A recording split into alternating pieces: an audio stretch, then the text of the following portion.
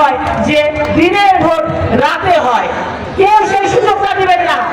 এইবার হবে কি, আমার ভোট আমি দেব, যাকে খুশি তাকে দেব, আপনার যাকে পছন্দ তাকে দেবেন, কিন্তু আপনার নিজের ভোটটি আপনি নিজে দেবেন। ভোট যেন কেউ চুরি করতে না পারে। 2018-তে আমিও একজন ক্যান্ডিডেট ছিলাম। আমি ভোট কেন্দ্রে গিয়ে দেখি আমার ভোট দেওয়া হয়ে গেছে। মা বোনেরা, আপনারা আজকে এখানে কেন এসেছেন জানেন? আপনারা কেন এসেছেন? আপনাদেরকে কাউকে তো জোর করে আমি ভাই আনেনি, কাউকে টাকা পয়সা দিয়েও আনেনি। আপনারা দেশনেত্রী বেগম খালেদা জিয়াকে ভালোবাসার জন্য এসেছেন। আজকে আপনারা ধানের শীষকে ভালোবাসার জন্য এসেছেন।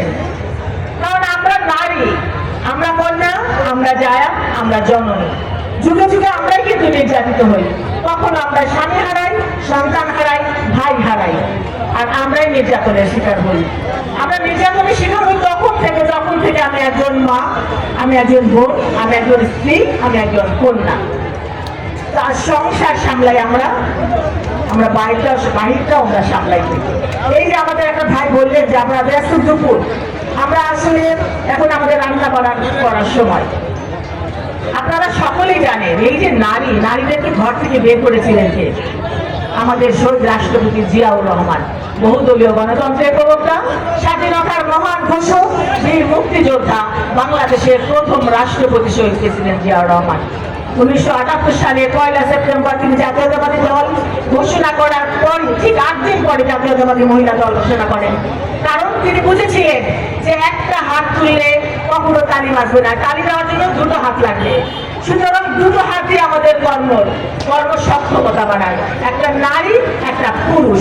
আর সেজন্য আমাদেরকে কিন্তু নারীদেরকে অন্তর্ভুক্ত করেছিলেন। প্রত্যেকটা ক্ষেত্রে, প্রশাসনিক বলেন, রাজনৈতিক বলেন, পারিবারিক বলেন, সামাজিক বলেন, অর্থনৈতিক বলেন, প্রত্যেকটা জায়গায় তিনি নারীদের অন্তর্ভুক্ত নিশ্চিত করেছিলেন। আজকে গার্মেন্টস শিল্পের যে মূল চালিকা শক্তি, সেখানেও কিন্তু নারী। এটা আমাদের শহীদ রাষ্ট্রপতি জিয়াউর রহমানের অবদান। তারপর আমাদের দেশনেত্রী বেগম খালেদা জিয়া আমাদের নারী শিক্ষাকে অবৈতনী করেছিলেন, ম্যাট্রিক, ইন্টারমিডিয়েট এবং পরবর্তীতে ডিগ্রি।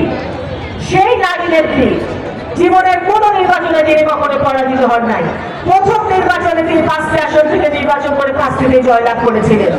সেই আপসীন নেত্রী, বাংলাদেশের প্রথম নারী প্রধানমন্ত্রী দেশনেত্রী বেগম খালেদা জিয়া, যিনি 17টা বছর এই জুলুম নির্যাতন সহ্য করে আমাদেরকে ফেলে কিন্তু তিনি বিদেশে চলে যান নাই।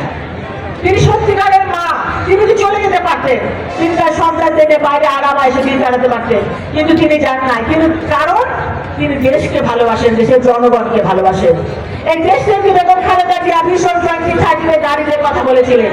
আমাদের শহীদ রাষ্ট্রপতি জিয়াউর রহমানের 19 দফার মধ্যে 11তম দফা ছিল নারীর কথায়, নারী এবং শিশু।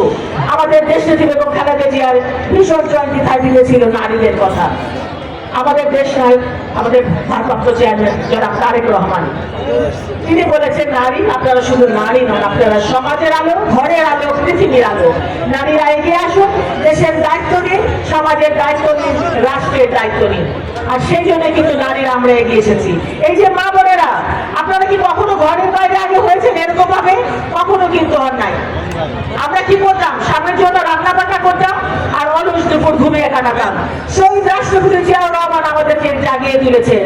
তিনি বলেছেন আপনারা ঘুম থেকে উঠুন, জেগে উঠুন, সংসারের পাশাপাশি রাষ্ট্রেরও হাল ধরুন আপনারা। তিনি সেই জন্য কিন্তু রাষ্ট্রের ক্ষমতাও নারীদের ক্ষমতায়ন করে এসেছেন। কষ্ট করে থাকবেন এবং কষ্ট করে আপনারা ভোট পর্যন্ত মাঠে থাকবেন। কারণ এইবার যদি সেরকম না হয় যে দিনের ভোট রাতে হয়, কেউ সেই সুযোগটা দিবেন না। এইবার হবে কি, আমার ভোট আমি দেব, যাকে খুশি তাকে দেব, আপনার যাকে পছন্দ তাকে দেবেন, কিন্তু আপনার নিজের ভোটটি আপনি নিজে দেবেন। ভোট যেন কেউ চুরি করতে না পারে। 2018-তে আমিও একজন ক্যান্ডিডেট ছিলাম। আমি ভোট কেন্দ্রে গিয়ে দেখি আমার ভোট দেওয়া হয়ে গেছে।